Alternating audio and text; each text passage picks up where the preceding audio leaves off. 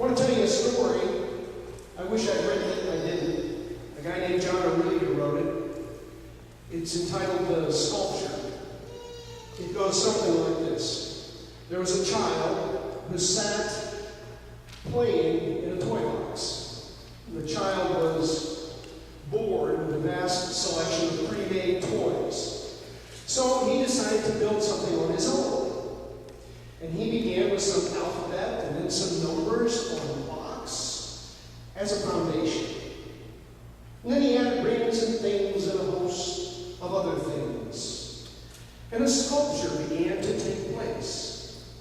He hadn't planned on making it permanent until he discovered that he could only go so far,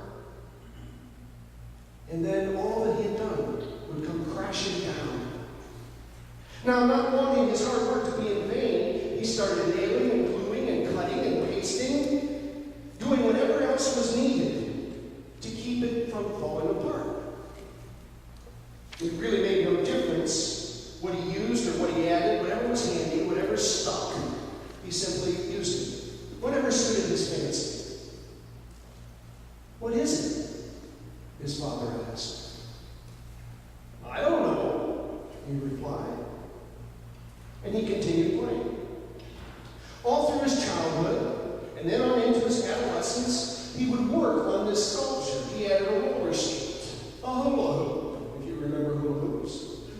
Whatever fad or phase he was going through became part of this collage. A bicycle seat, a pair of track sneakers, a garter from the first prom. What is it? His father asked. I don't know yet, he answered. I feel like doing this and I just do it. I feel like doing that or adding that and I just add it. Whatever color or texture I feel like using, I use it. It's kind of wonderful to be so free. And so the work continued through the years, and the sculpture grew. And over the weeks and the months and the years, he kept adding to it. Sometimes he worked at it like it was a hobby. Sometimes it was like it was an obsession. Every time he was asked, what is it? He answered, I don't know. Finally, the day came when he decided to step back and take a good look at his creation.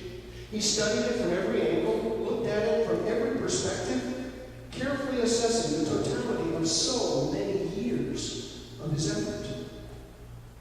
What is it? His aged father now asked. It's nothing, he replied.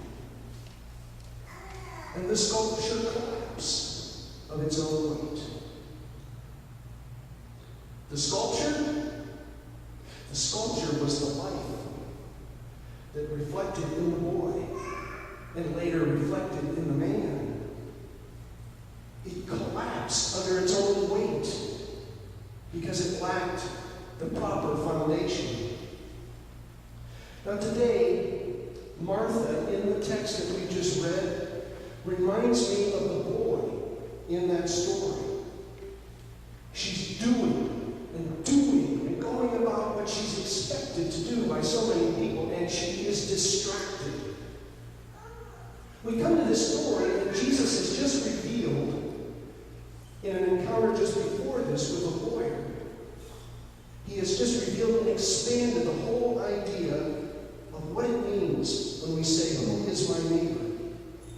And now he's come into this home, and he's welcomed by these two women, Martha and Mary. He is living out in this encounter. He's living out what he meant, and he told us to go and do likewise. He's extending the love of God to two women.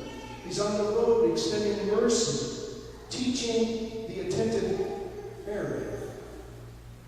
I say that because if you go back to Jesus' day, no woman would dare to sit at the feet of a rabbi.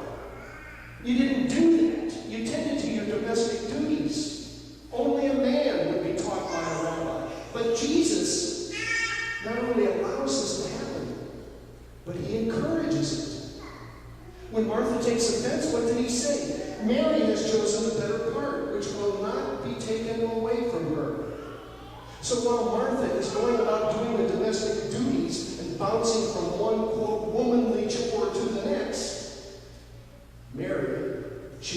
the better part. Mary focuses her attention on the guest, Jesus.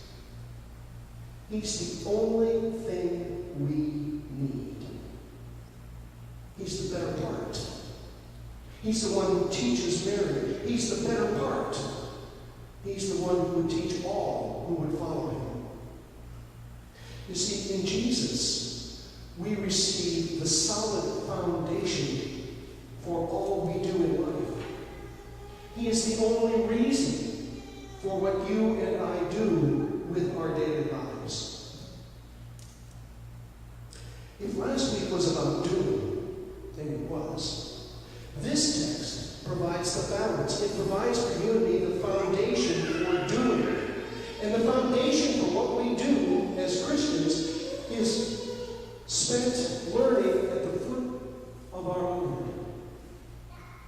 Being attentive to him, rather than being distracted by all the other things that we vie for our time and our stewardship and our daily life, we are attentive to him. Mary chooses the part of being attentive to Jesus. Martha chose the part of trying to attend to all the expectations of others, all the duties that people would put upon her. But we know, don't we, that abundant life following Jesus is more than just doing what someone else tells us they expect. It's life quietly, faithfully, learning at the feet of our Lord. Being a disciple of Jesus Christ is characterized by service. It is characterized by what we call agape, loving service, but it must be built on a foundation. Listening, praying, being attentive to Jesus Christ in our living. You see, doing without foundation, the foundation of listening to the Word, can become doing that is purposeless. On the other hand, living or listening and being attentive to Jesus without therefore doing makes the Word empty. Spend time with the better part. Find a purpose. Live the rich life that God intends for you, responding to Jesus Christ. Spend time in worship as we are today. For what we do in worship is the foundation each Sabbath for our lives. It feeds us, it lifts us up, it nourishes our souls, it sends us out each week. As we go out with each service, we'll be, quote, dismissed, and we'll say yes as we walk out into the world with Jesus Christ. You see, when someone looks at a disciple, one who calls himself Christian, and asks, what is it? It is living, sharing the love of God in Jesus Christ. Our serving and our doing has meaning because we're serving the Lord. Because we're giving a loving response, sharing what we have been given. What God has promised will never be taken away.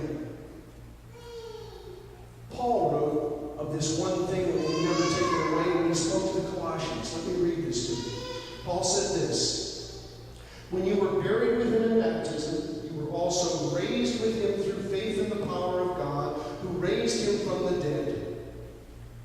And when you were dead